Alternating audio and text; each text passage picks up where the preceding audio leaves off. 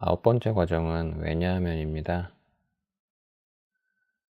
왜냐하면이 어떻게 쓰이는지 예문을 통해서 확인해 보겠습니다. 백조는 조류다. 따라서 백조는 조류고 흰색이다. 이렇게만 있으면 뭔가 어색하잖아요. 그러니까 말이 안 되는 것 같잖아요. 왜 그 백조가 조류인 단어 있으니까 조류인 건 알겠는데 흰색이란 말은 없는데 흰색이다라고 하면 뭔가 틀린 말인 것 같고, 그래서 이제 이 따라서 백조는 조류이고 흰색에다가 맞게 들리려면 이런 백조는 조류다 에다가 백조는 조류다 같은 전제를 추가해 줘야 됩니다. 그래서 왜냐하면 백조는 흰색이다 라고 써놓으면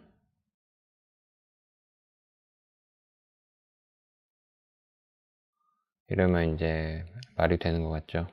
반대로 백조는 흰색이다, 따라서 백조는 조류고 흰색이다 이렇게 써 있으면 이것도 말이 안 되는 것 같으니까 이 백조는 조류다라는 전제가 추가돼야 됩니다. 이렇게 전제를 추가할 때 전제 앞에 이렇게 왜냐하면을 붙여서 전제인 걸 알려줍니다. 그리고 이 따라서가 나와서 이제 따라서의 사용을 잠깐 보면, 이건 앞에서도 나왔었죠. 이렇게 백조는 조류다, 백조는 흰색이다 이렇게 있으면 이제 따라서 하고 백조는 조류다 이렇게도 말이 됩니다. 그리고 백조는 조류다, 백조는 흰색이다, 따라서 백조는 흰색이다 이렇게 해도 말이 되는데요.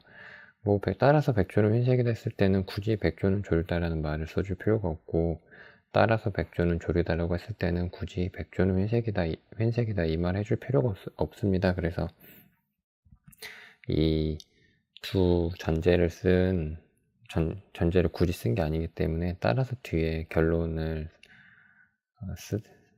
쓴다면 백조는 조류고 백조는 조류이면서 백조는 흰색이다 뭐 이런 식으로 써야지 이상하지 않을 겁니다. 그래서 다시 보면 이 왜냐하면은 전제 표시이고요. 이 책에서는 받침말 보란말이라고 사용하고 있습니다.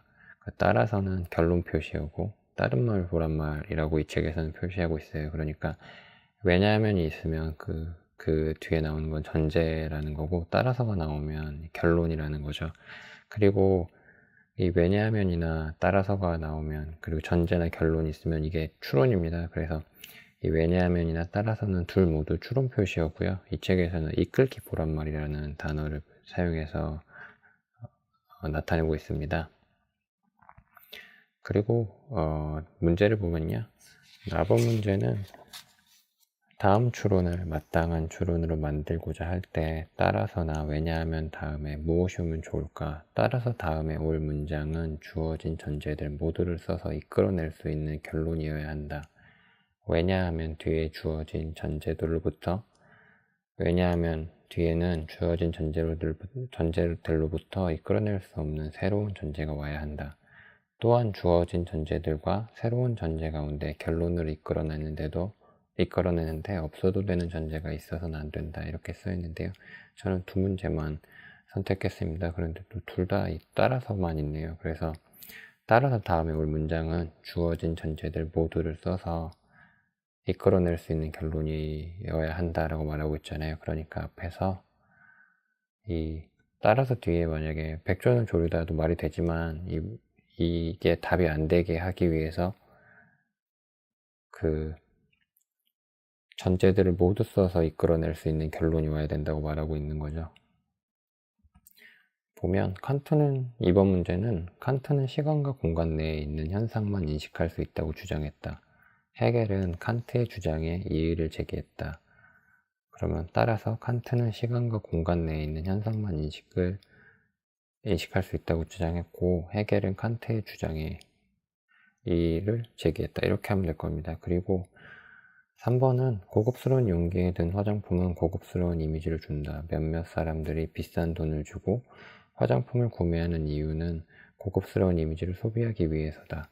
따라서 고급스러운 용기에 든 화장품은 고급스러운 이미지를 주고 몇몇 사람들이 비싼 돈을 주고 화장품을 구매하는 이유는 고급스러운 이미지를 소비하기 위해서다 라고 하면 답이 될 겁니다.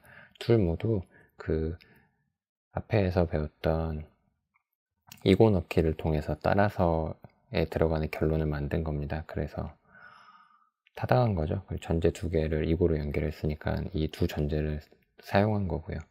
예, 오늘은 여기까지고요. 혹시 의문나는 거나 잘못된 것 혹은 뭐 다른 할 말 있으면 언제든지 개의치 말고 연락 주시면 됩니다.